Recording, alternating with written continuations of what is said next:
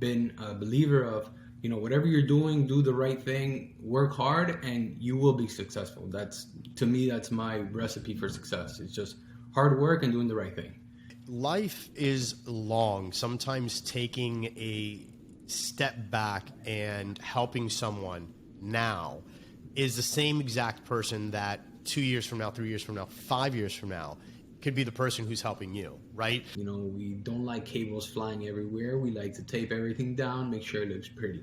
We like to sweep, mop, make sure every area we worked in is, the client's not going to come back and say that we've heard that, like, oh, you guys are not going to leave my house a mess. I'm sure everybody's heard that. Right. And when they come back, they're like, oh, you guys left it so clean. We get that feedback a lot. So those are the little things that make a big difference in a client's eyes. Maybe it's from back when they were a kid. It's like, I didn't have money when I was a kid, whatever. And now they don't want to let go of that because they're like, I finally found something that works. Right. What if I just got lucky? Because that's a thought that goes through people's mind. What if I just got lucky? What if I all of a sudden, if I bring this other person in, what if they mess everything up and then I go back to where I was, right? But once the entrepreneur hits that ceiling and they can break through that ceiling and say, you know what? No, this is a petty task that I had to do once. I had to learn it. Now I'm good at it. Now let me go ahead and package it up and teach it. And now what you do is you're paying all the money that you acquired. You're paying that to go ahead and buy your time back, right? So it's a funny evolution in the entrepreneurial world, right?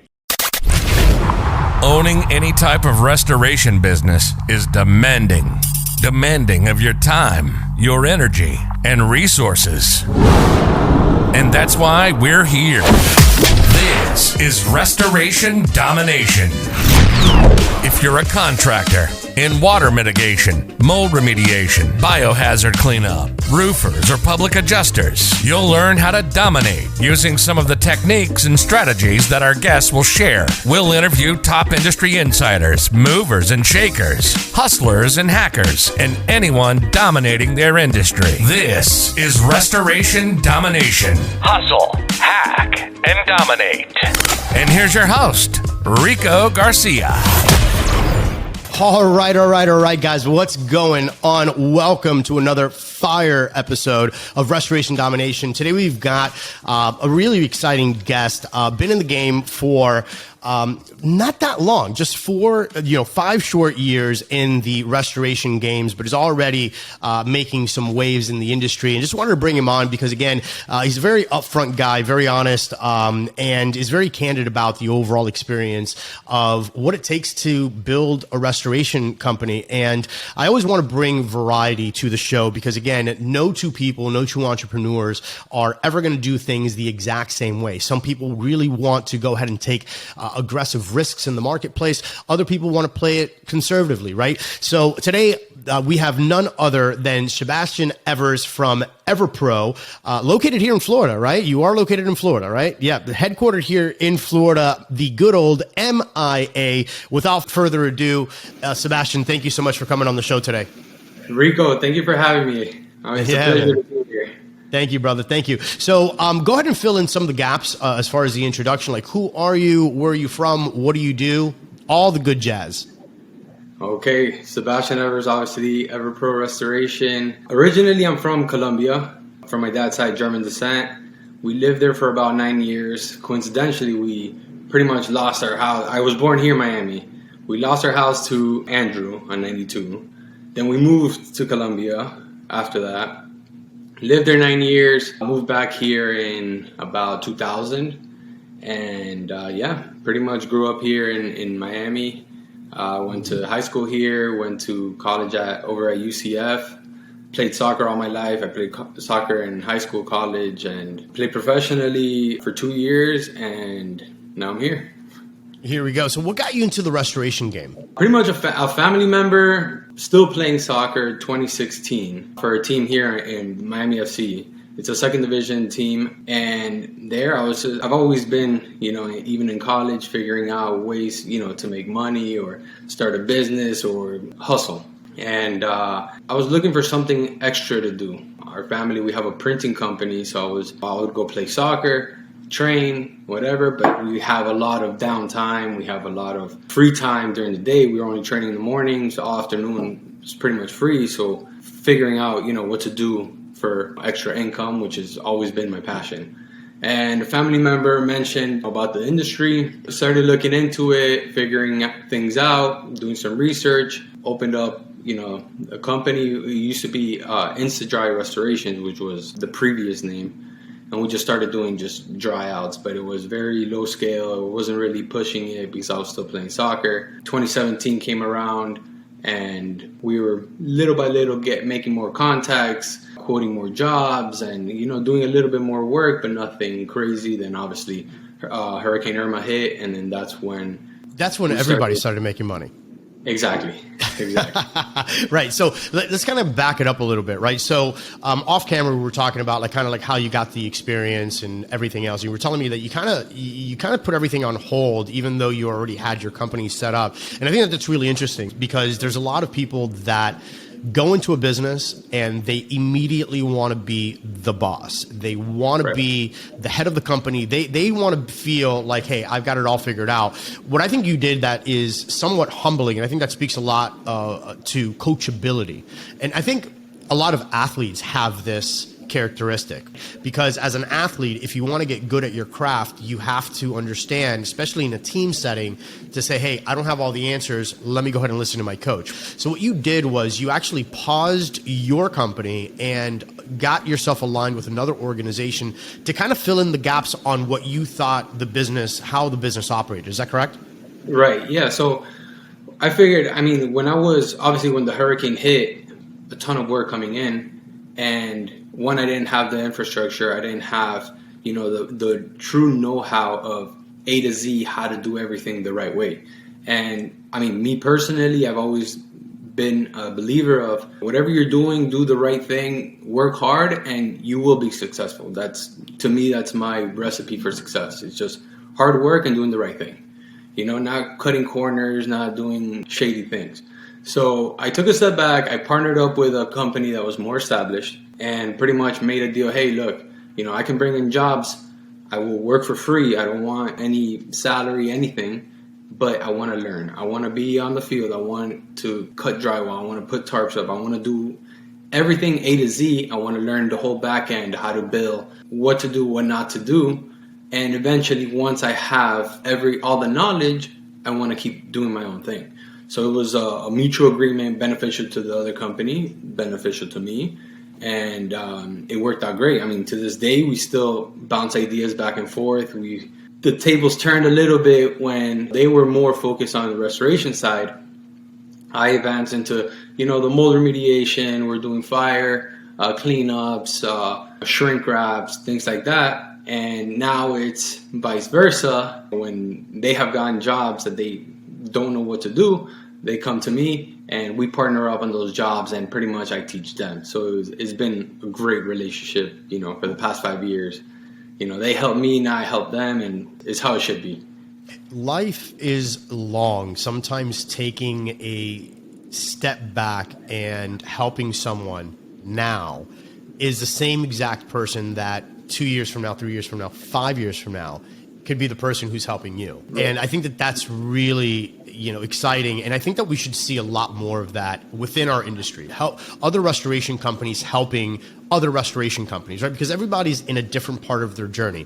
For example, we were talking off camera, the way that I built my business, Ecotech Pro, and the way that you've built your business, two totally different business models, right? We're same ideal client. We still have all of the same things, right? You have air scrubbers, I have air scrubbers, you have dehues, I have dehues. Like we have all of the same stuff, right? You probably got IACRC training, I have IACRC training. All of that stuff for the most part is exactly the same, but then the back office stuff is what's slightly different as far as how we approached the revenue side of the business. So that's exciting because now there's ideas that I could potentially get from you. There's ideas that you could potentially get from me. And overall, just by having more collaboration in the industry, I think that that's what, number one, elevates the entire industry, but also makes for more successful entrepreneurs. And at the end of the day, it's about collaboration. It's not about competition. I do believe that there is something healthy about a friendly competition. There's always something healthy there because it motivates you. It gets you out of bed in the morning. But collaboration, there's so much more money to be made because at the end of the day, you and I can walk into the exact same home and have the exact same presentation. The customer has the exact same problem. And ultimately, they are going to choose one company over another, one sales rep over another. So to me, I think that's really an interesting way to look at it, is just that degree of collaboration. So you got this training and you started feeling comfortable. What did you do? What was your next move from there? Or were you building EverPRO while you were working with that other company? No, so well, first to go back, I like that you touched upon that because now when people ask me, other companies have reached out like, hey, look, I need to know how to learn how to do mold, or I need to learn how to do this, or how do I do that? I'm the first person to be open arms to.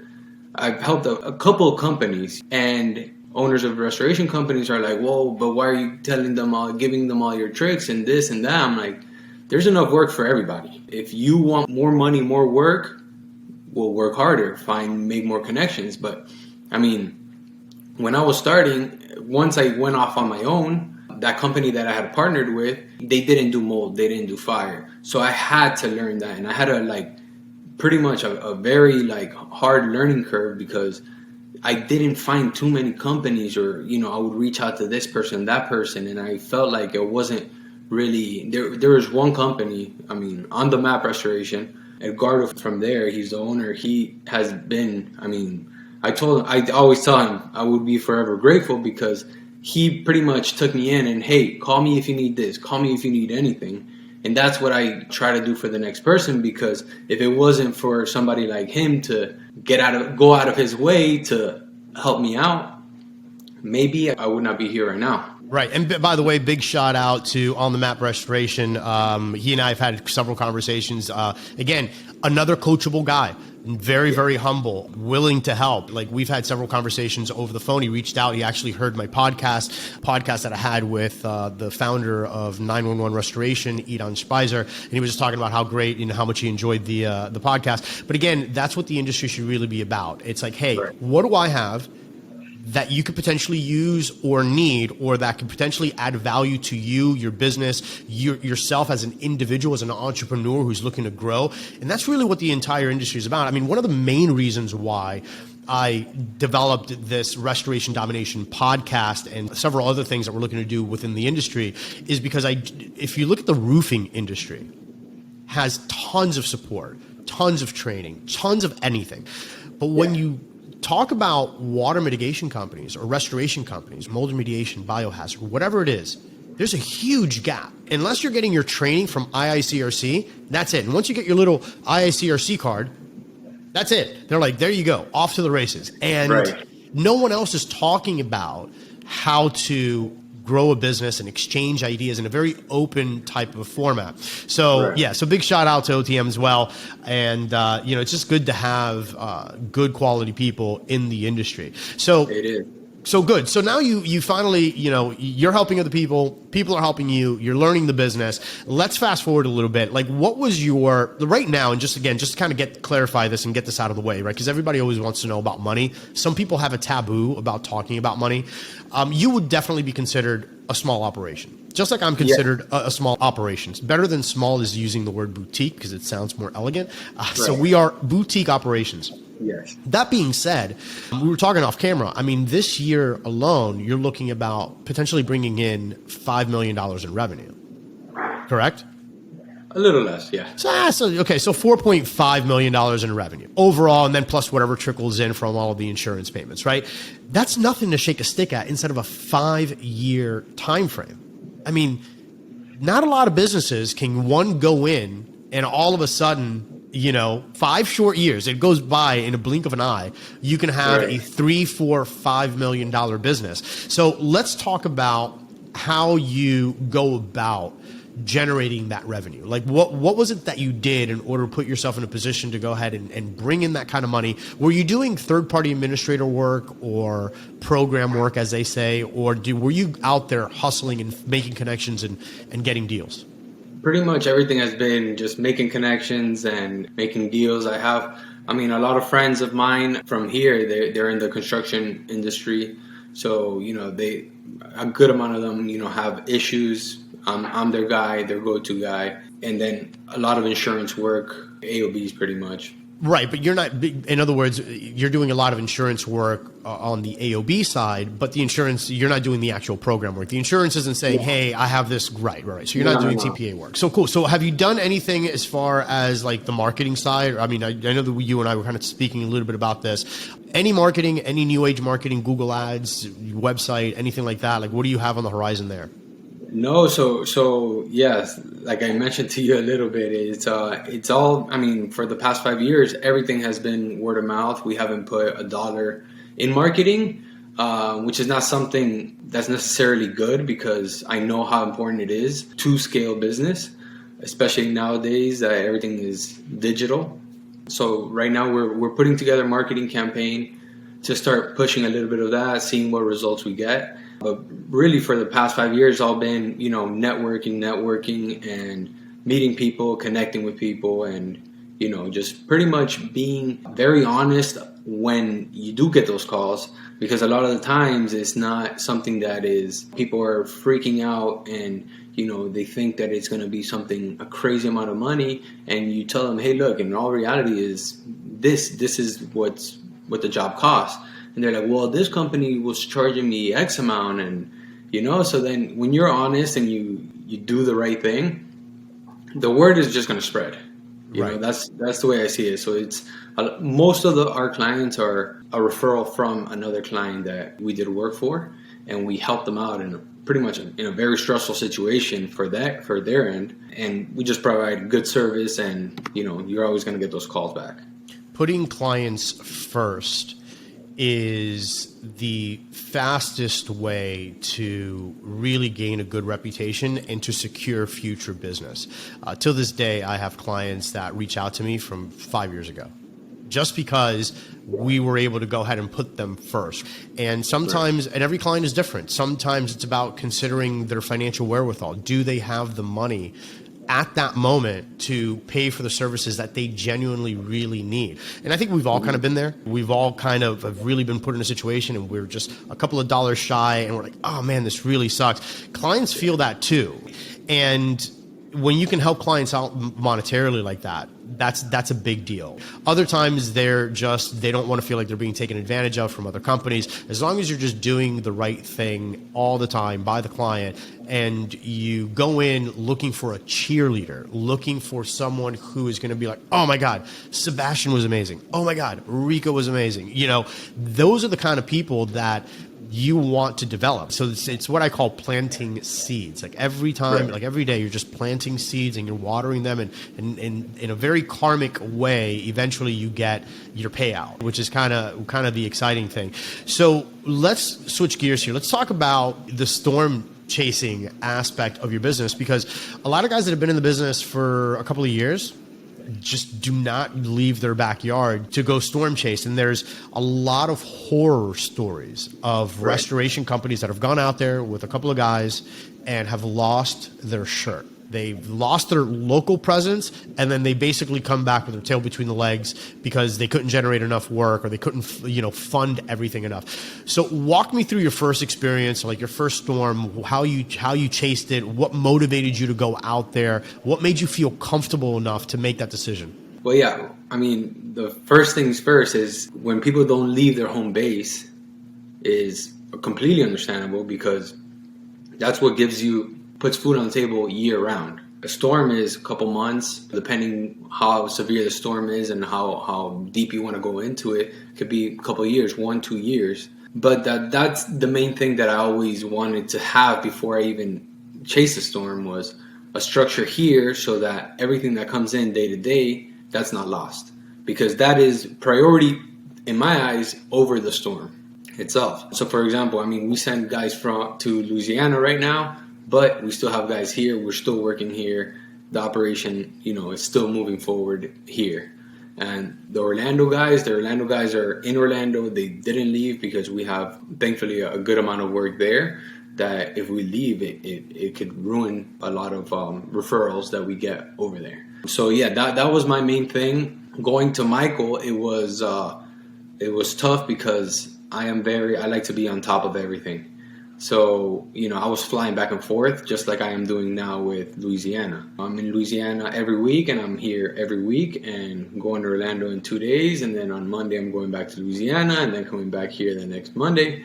So it's all a lot of traveling, but making sure that everything is running properly in every single, wherever we're doing work. So that's pretty much like, for us, I saw a lot of companies lose clientele because they were just chasing storms, and we were able to pick up a lot of business because we had people calling us, hey, look, I usually use this company for a building, and guess what, they're out chasing storms. I need someone to solve this. Can you solve this? We go in, we do a proper job, and now we have that contract for life, pretty much, or as long as we don't mess it up.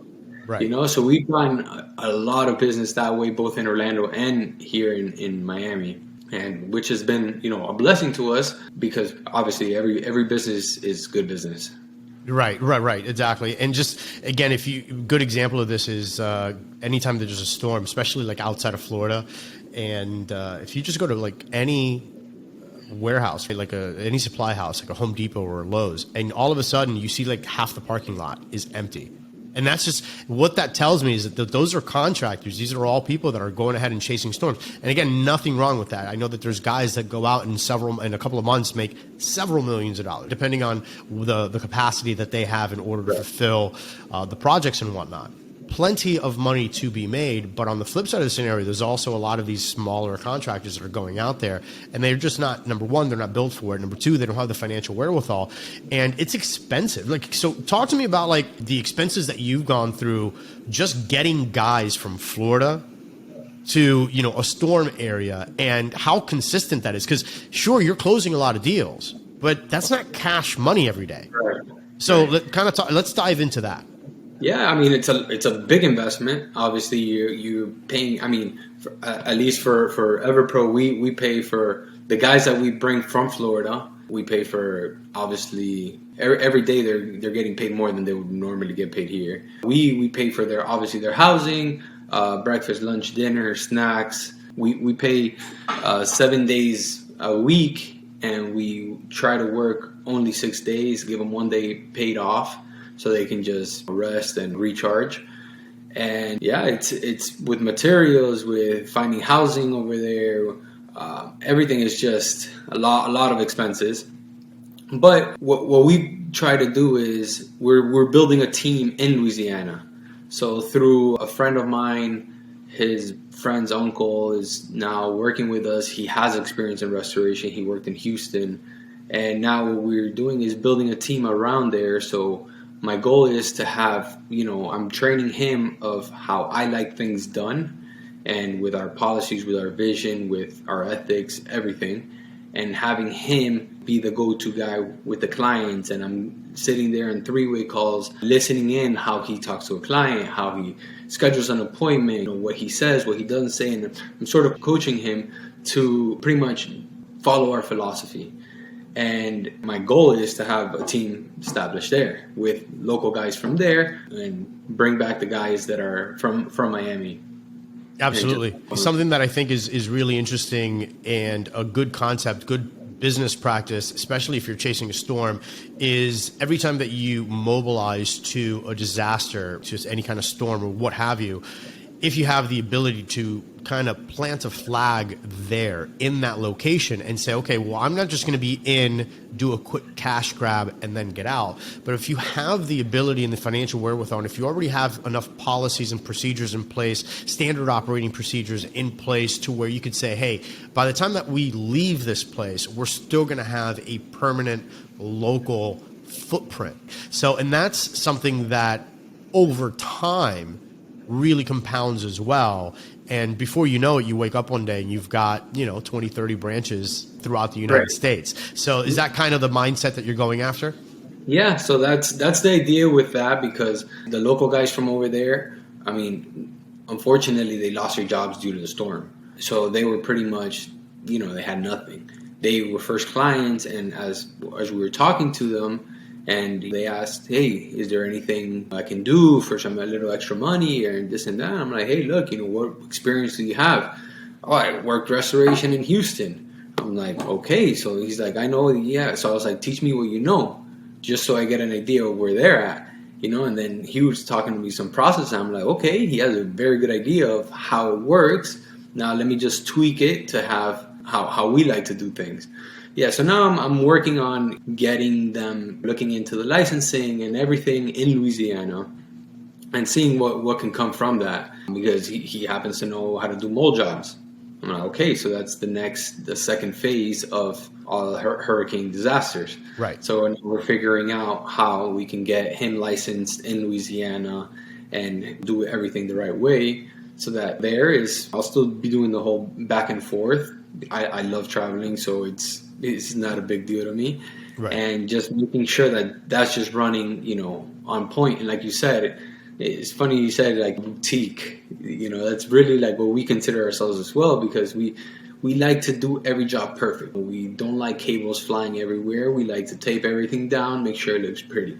We like to sweep, mop, make sure every area we worked in is, the client's not going to come back and say that we've heard that, like, oh, you guys are not going to leave my house a mess. I'm sure everybody's heard that. Right. And when they come back, they're like, oh, you guys left it so clean. We get that feedback a lot. So those are the little things that make a big difference in a client's eyes. Absolutely. There's something special to, and again, we being in the restoration business, the mitigation business, we're typically always on the cleanup side of things. So I think that our industry, for the most part, prides itself in having not just containment. No. Picture-worthy containment. Like it's right. Almost like there's like containment wars nowadays. That should be like an entire Instagram page. Like who's got the best containment.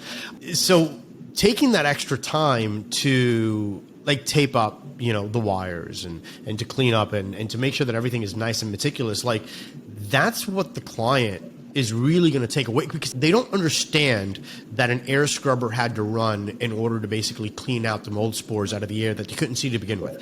They don't see that. But what they do see is the attention to detail. The fact that when you put on tape, like this tape is nice and straight, it's just something psychologically that happens that say, wow, these guys really have their act together. So right. It's good to have that as common practice. So I think that this is kind of a good transition point. Let's talk about like company culture, because you can say as an owner that this stuff is important to you, but then making sure that the guys that you have working for you also take that to heart is a totally different conversation. So how do you go about that? Like instilling that company culture and making sure that your people that are really the front lines to the customer care as much about the projects as you do?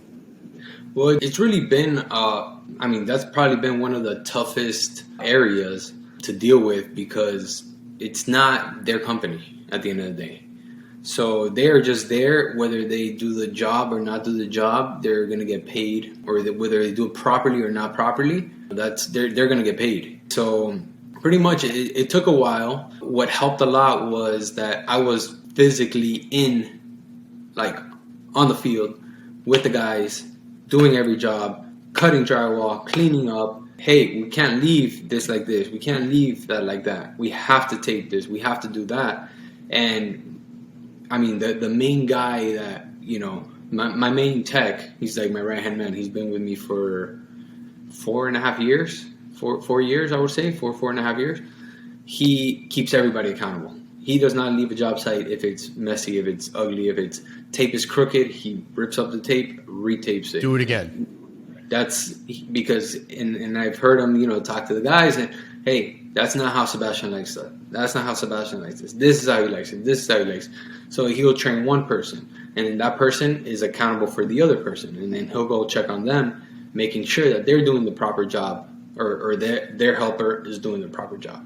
Right. Like that. So, now we have, even the guys in Louisiana, the local guys are like, hey, no, I didn't like how that looked. We took a little bit longer on this job, but I said, perfect. Do that every time. If it takes a full day over time that you're going back and fixing things, that makes a big difference in the client's eyes.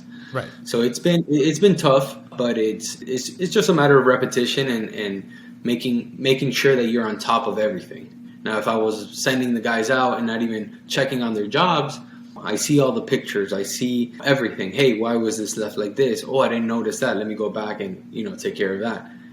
So then little by little, those errors per se are being eliminated. Right. Now, do you have already a set of documents or training videos or anything like that you're giving your guys? Or in other words, have you found a way yet, because if you haven't done so, like I'm sure that you will eventually, to kind of multiply yourself to be, hey, like this is how I genuinely want this done and these are the reasons why we want this done? Is that something that you've already started to put together?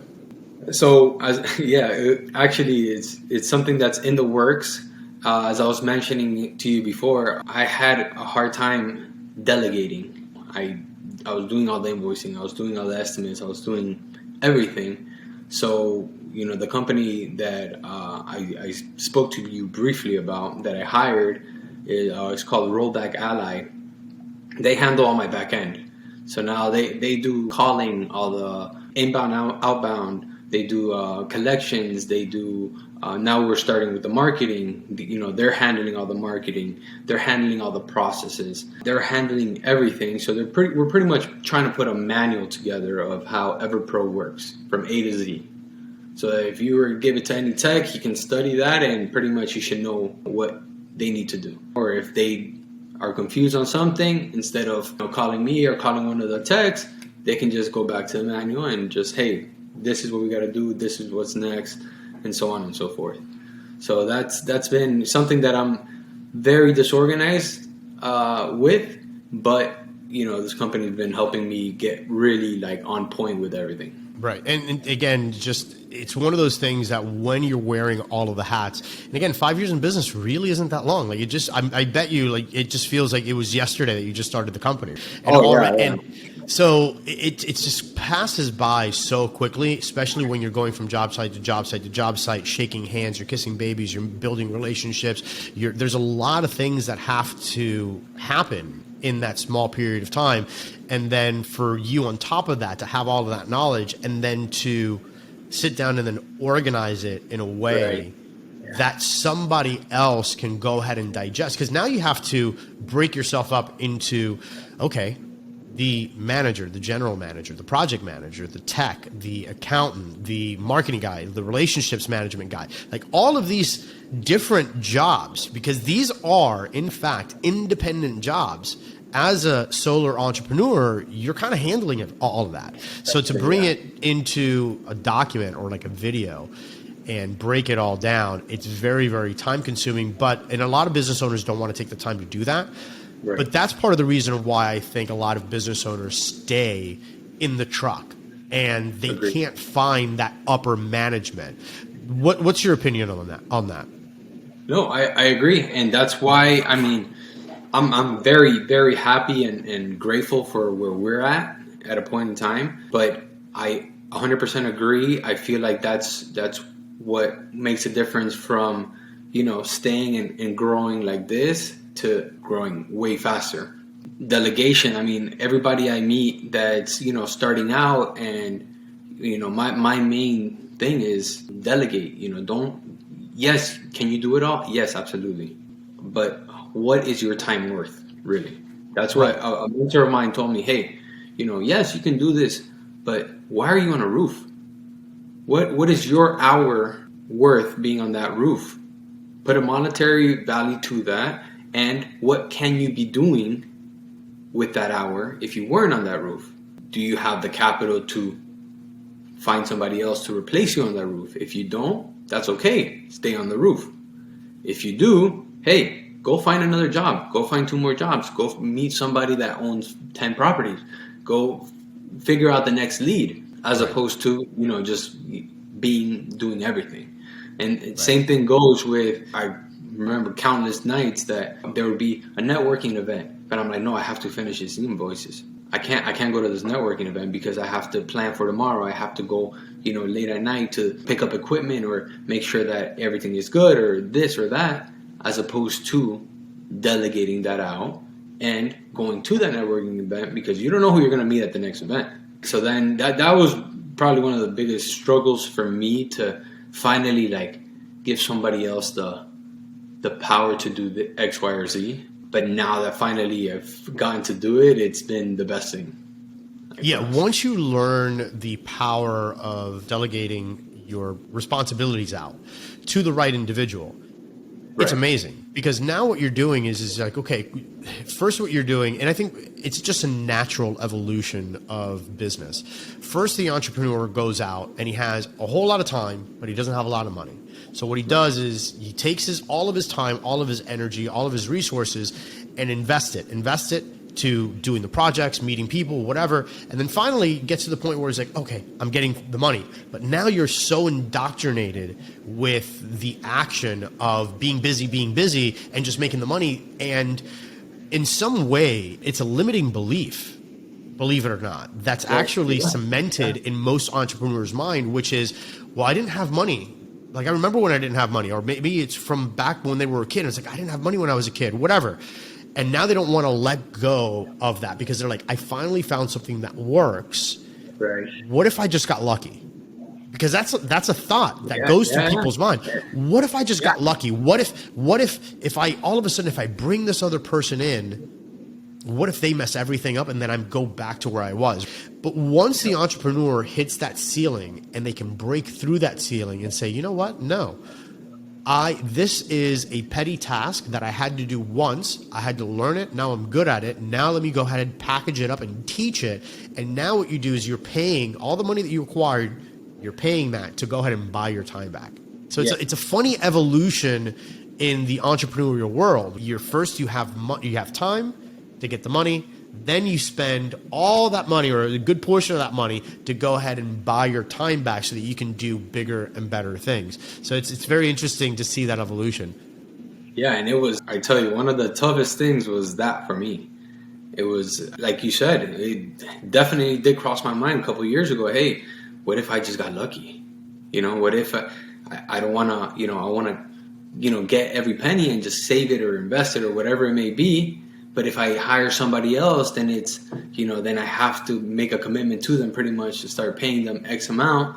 Then what if I don't get jobs this week? What if I don't get this? What if we're not doing as much? Or, all those things cross your mind. But what people don't realize, or what I didn't realize, definitely didn't realize it, was that once I hired somebody for my first tech full time, that he would handle his helpers to come on. Once he had his team going, I would go be at the job site, make sure everything is good. Then I would leave and I would either go meet somebody else, and then what I would see is that business just kept on building and building and building as I was spending less and less time being on the field, hours gutting a house or, whatever it may be. We were getting more and more jobs. So then little by little, I was like, okay, maybe if I delegate this, I would have more time. And then we kept on growing and growing and growing. And that was pretty much the only reason why we were able to expand to Orlando, was because I had more time to go over there, meet people, go to networking events, go, to dinners, lunches, whatever it may be. If it wasn't because I made a team down here that I can depend on to get the job right, there's no way we would have been able to expand. Like, how? Right, it's impossible. You just get stuck in the rat race. So it's a really interesting concept, and I think that a lot of entrepreneurs just simply get stuck because, again, you have those concerns, right? Like, what happens if this week you don't have new jobs come in? What happens if your phone doesn't ring? So, and you're constantly thinking about that. It's like, man, I've got 10 guys that I have to pay for. Like, I'm responsible for not only 10 guys, basically just 10 families.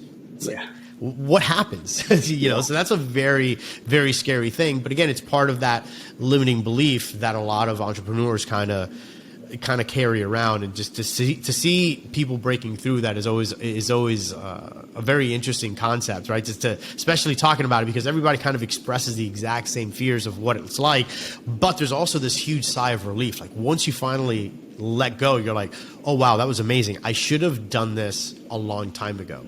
We'll say one thing. There's a fine line to that, right? So I've seen a couple companies that, they've reached out for some help or guidance or whatever it may be. And I'm like, okay, where are you guys at right now?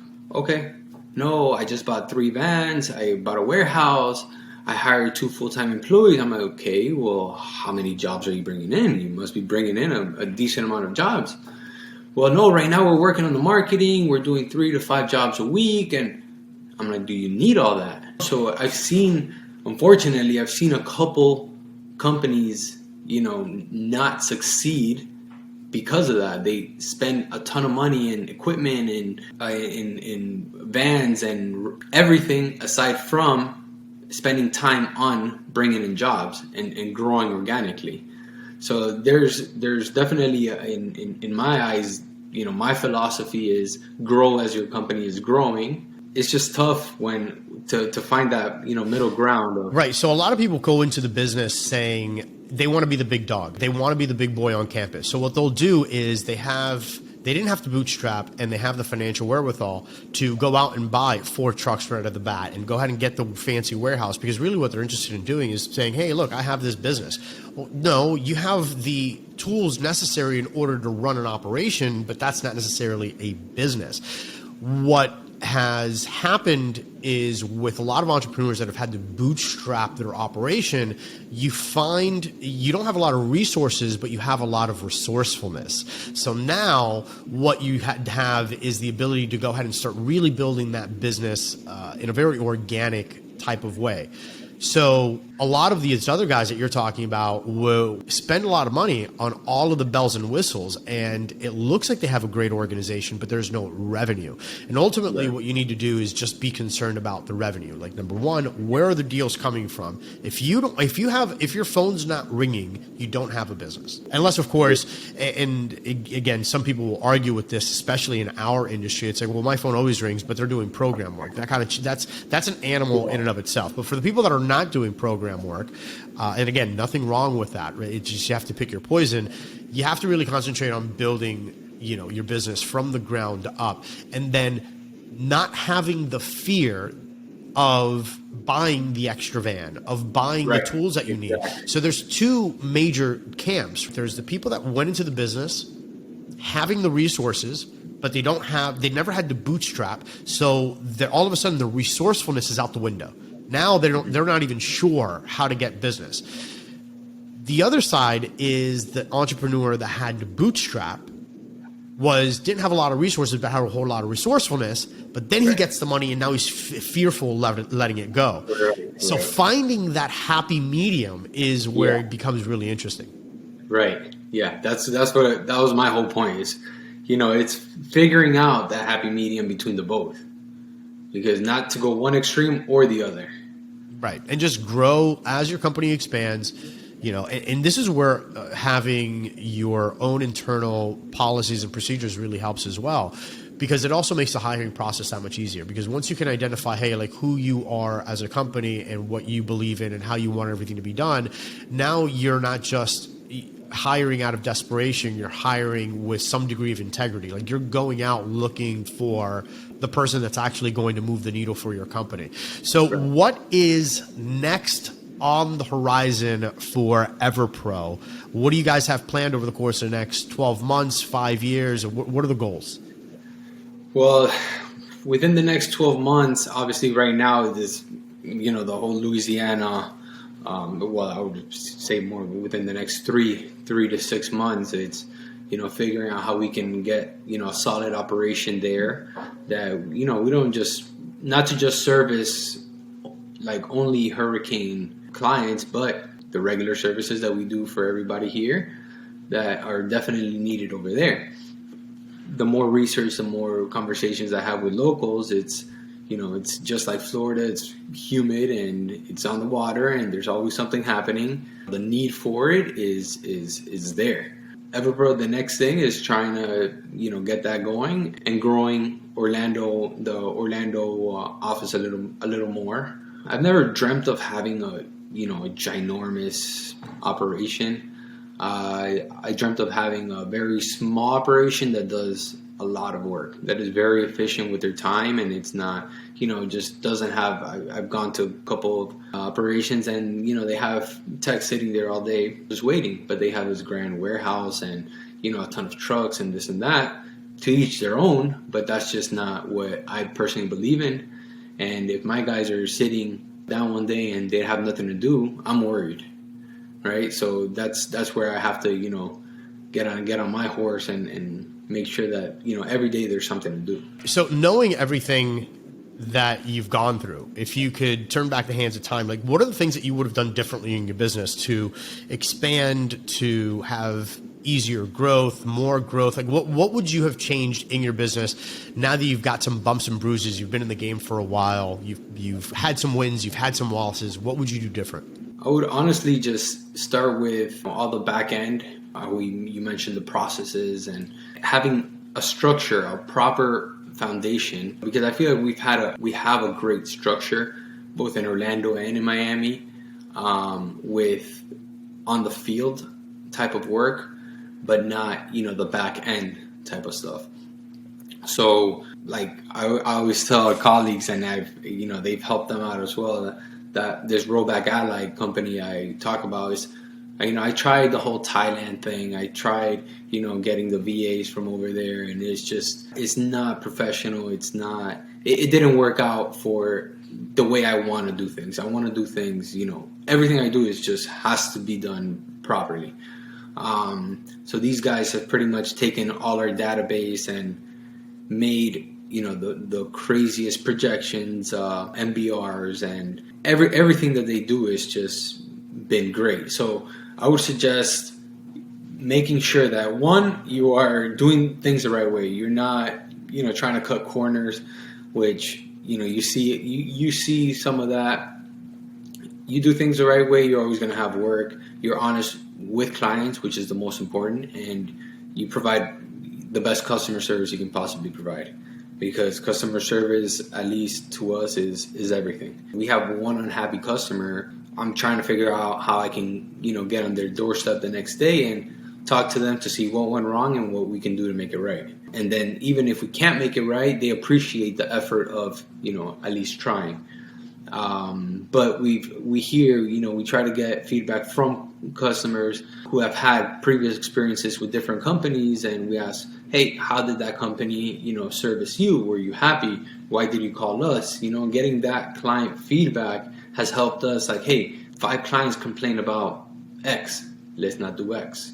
Let's see how we can figure out a way to make them happy every single job, so that when we leave, they're there ready to tell their neighbor, hey, look, if this ever happens, call these guys, because they're honest, they're hardworking, and they're on point. So as far as continuing to become a better entrepreneur, a better business owner, what steps have you taken? Because obviously you believe in coaching, you believe in mentorship, because you've sought that out. Are you currently working with any mentors or any coaches to help you professionally kind of get to the next level? Yeah. So I've had a pretty long conversation in Louisiana with Tomas from Dry Up Restoration. He's been great to me in telling me, helping me out, get to the next level. And obviously when we have, large losses that do a day to day, I don't sit there and just say, hey, yeah, I can do this myself. I'm not afraid to, call up another company and say, hey, let's partner up, doing this project, and teach me this, teach me that. And in turn, obviously you're going to, make money off of it. So it's just pretty much reaching out wherever you see fit, or just having conversations with people there's people that are here.